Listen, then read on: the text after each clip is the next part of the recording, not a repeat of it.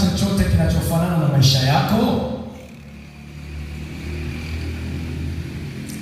Maelezo haya ya yatima ambayo tunaeleza, je, yanafanana na maisha yako unaoishi, au kuna jambo fulani ambalo ulifanya kama yatima?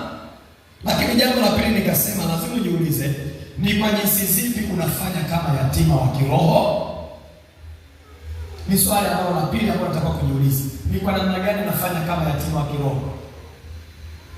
Haleluya, kulingana na zile sifa tatu za mayatima. Lakini swali la tatu nikasema, utajiuliza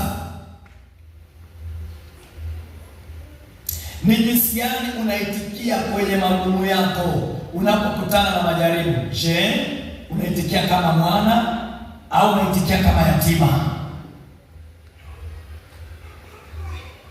Haleluya. Kwenye magumu, kwenye changamoto, kwenye majaribu, ukiona umejaa hofu, ukiona umejaa wasiwasi, ukiona una hali ya kutokuamini, maana wewe uko kabisa moja kwa moja kwenye maisha ya yatima. Jambo swali lingine nikasema utajiuliza, ni nini unachokifikiri? Kwa sababu hata mawazo yanaweza kukuonyesha kama wewe ni mwana wa Mungu au wewe ni yatima wa kiroho.